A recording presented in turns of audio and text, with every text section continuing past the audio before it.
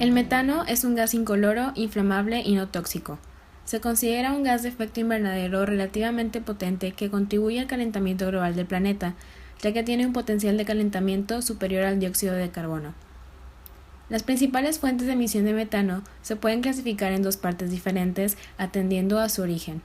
Las primeras son las fuentes naturales, que son las erupciones volcánicas, los humedales, que son los pantanos, y los residuos orgánicos descompuestos, que son desechos de origen vegetal o animal. Por otro lado, están las fuentes antropogénicas, las cuales son hechas por el hombre.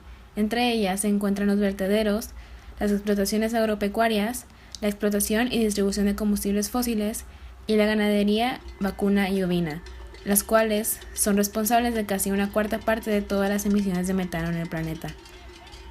La concentración de metano en la atmósfera se ha ido incrementando de manera importante, hasta un 1% por año, siendo su principal origen las actividades humanas.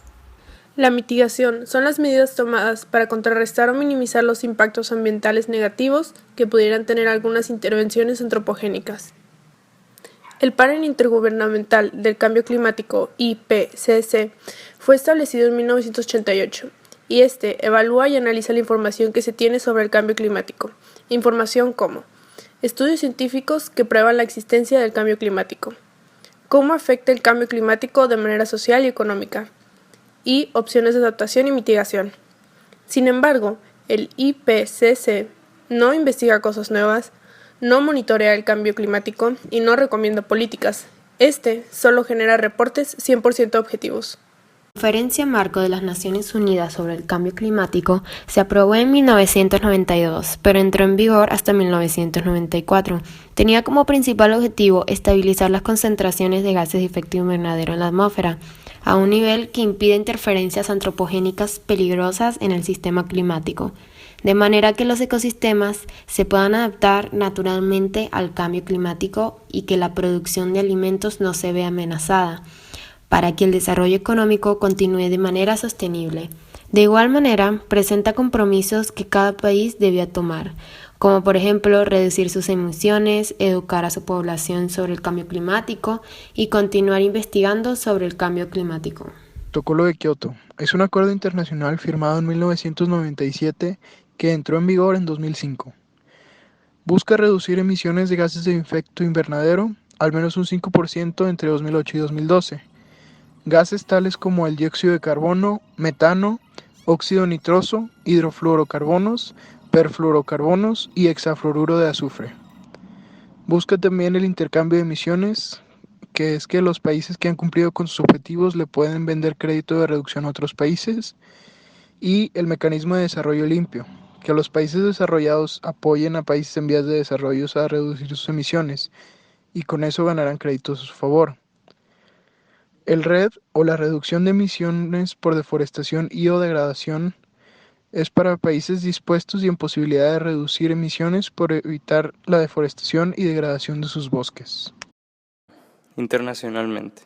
En 2013, la Organización de las Naciones Unidas para la Alimentación y la Agricultura publicó un artículo llamado Mitigación de las emisiones de gases de efecto invernadero en la producción ganadera, el cual tiene como propósito la revisión de las opciones técnicas para la reducción de las emisiones de gases diferentes al dióxido de carbono.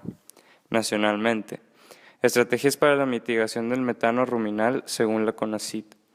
En México contamos con especies de plantas ricas en taninos y saponinas que pueden contribuir a reducir de una manera importante las emisiones de metano de los rumiantes domésticos, encaminándonos así hacia una producción ganadera más amigable con el ambiente. La política pecuaria de México debería reorientarse hacia el impulso de los sistemas de producción ganadera que contribuyen a una menor emisión de gases de efecto invernadero, tales como el metano y el óxido nitroso. Cabe destacar que desafortunadamente la mayoría de los medios de mitigación parecen efectivos para prevenir el calentamiento adicional, no para revertir el calentamiento existente. Lo simple que se puede elaborar es haciendo un hoyo en la tierra como mínimo de 1 metro y empezar a rellenarlo en capas de residuos orgánicos. Entre cada capa de residuos se debe poner una capa espaciadora que habilite la presencia del aire para que el proceso de descomposición sea aeróbico y evitar la formación de gas metano, al igual que los malos olores. Posteriormente se le agregan los residuos sólidos urbanos de tipo orgánico.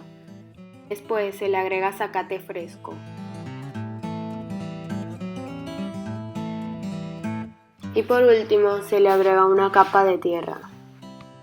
Después de llenar el pozo hay que humedecerlo. Luego se repiten los pasos hasta llegar a 1 metro de altura. Por último, se voltea la composta una vez a la semana durante 1 a 3 meses. La composta es un abono orgánico que se forma por la degradación microbiana de materiales orgánicos acomodados en capas sometidas a un proceso de descomposición. Los microorganismos que llevan a cabo la descomposición o mineralización de los materiales ocurren de manera natural en el ambiente. El método para producir este tipo de abono es económico y fácil de implementar. Es importante porque mejora la sanidad y el crecimiento de las plantas, mejora las propiedades físicas, químicas y biológicas del suelo. Es fuente importante de nutrimentos para las plantas. Aumenta la capacidad de retención de humedad del suelo y la capacidad de intercambio de cationes en el mismo. Es una fuente de alimentos para los microorganismos. Amortigua los cambios de pH en el suelo. Disminuye los cambios bruscos de temperatura. Las plantas pueden absorber más nitrógeno como consecuencia de la relación carbono-nitrógeno en el suelo y logra la descomposición parcial o casi completa de algunos residuos agrotóxicos.